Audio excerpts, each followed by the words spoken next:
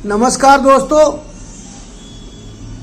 क्या आप जानते हैं आरटीआई क्या है और ये आपकी ज़िंदगी को कैसे बदल सकता है। आज हम इसी बात पर चर्चा करेंगे। नमस्कार दोस्तों, मैं हूं आपका दोस्त अखिलेश वशिष्ठ और आप देख रहे हैं अपना पसंदीदा चैनल पीपीडी खबर। क्या आपको पता है कि आपके इलाके की सड़क बनाने में कितने पैसे खर्च हुए? क्या आपको पता है आपके राशन कार्ड या सरकारी पेंशन में देरी क्यों हो रही है?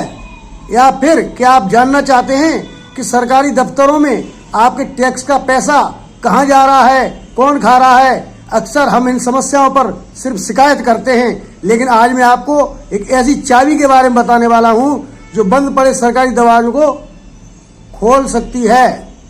इसे कहते हैं आरटीआई, यानी कि जन सूचना अधिकार अधिनियम 2005, जो कि आम आदमी के लिए एक बहुत बड़ा हथियार है।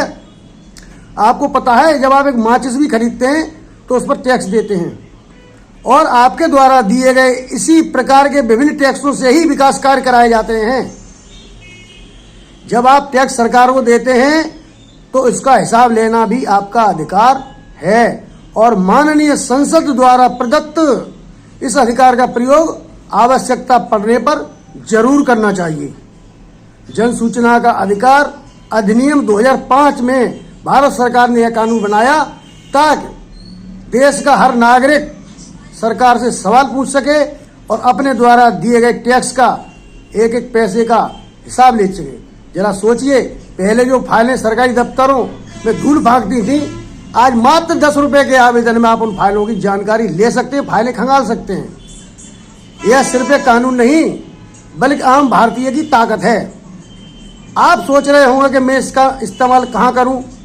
यहाँ मैं कुछ उदाहरण दे रहा हूं आपको। उदाहरण हैं जहाँ आप आरटीआई का प्रयोग कर सकते हैं और एक जागरूक और जिम्मेदार नागरिक होने का परिचय दे सकते हैं। नंबर 1, रुके हुए काम। अगर आपका पासपोर्ट, ड्राइविंग लाइसेंस या बिजली का कनेक्शन बिना वजह अटका हुआ है तब आप इसका प्रयोग कर सकते हैं। नंबर 2, विकास कार्य।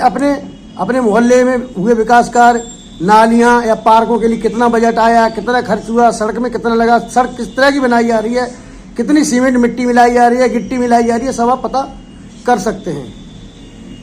तीसरा है नौकरी, सरकारी नौकरी परीक्षा कॉपी देखना, कट ऑफ लिस्ट की जानकारी मांगना, ये आप कर सकते हैं।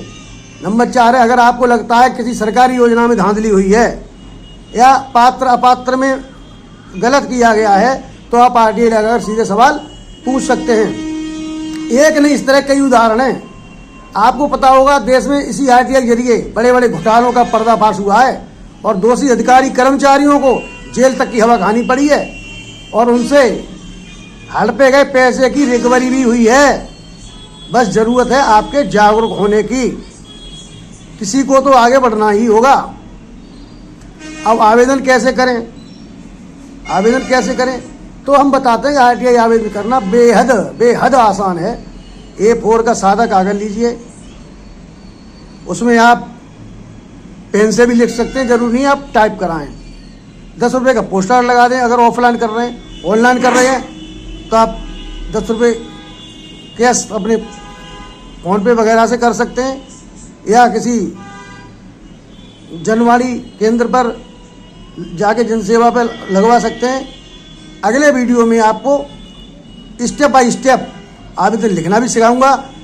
30 दिन में ये जवाब देना ही होता है और 30 दिन में जवाब नहीं मिलता है तो फिर जन सूचना अधिकारी के फजीते ही फजीते होते हैं। प्रथम अपील पड़ती है, फिर वो पड़ती है, फिर फंस जाते हैं, जुर्माना भी होता है।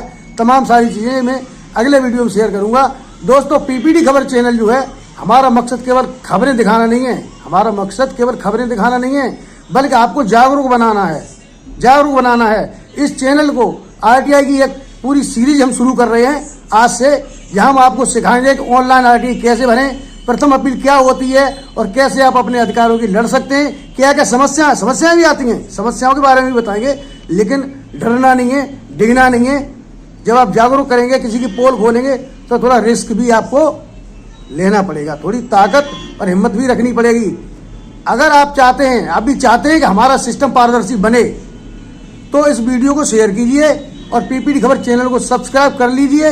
साथ में फेसबुक प्रोफाइल है हमारी, अखिलेश वशिष्ठ के नाम से, वो भी फॉलो कर लीजिए। अब आप हमें कमेंट में बताएं कि आपने कभी आरटीआई का इस्तेमाल किया है। क्या किसी समस्या पर आप आरटीआई लगाना चाहते हैं? आरटीआई का इस्तेमाल किया है तो समस्या क्या आई? क्या आवेदन खारिज हो गया? कुछ कमियां रह जाती हैं, उससे आवेदन खारिज हो जाते हैं। वो कमियां भी हम आपकी दूर कराएंगे। कमेंट में ज़रूर बताएं। आने वाले समय में हम अपना व्हाट्सएप नंबर भी देंगे, जिससे भ्रष्टाचार के खिलाफ आपकी लड़ाई में हम भरपूर सहयोग करेंगे। सजग रहें, सुरक्षित रहें। जय हिंद, जय भारत।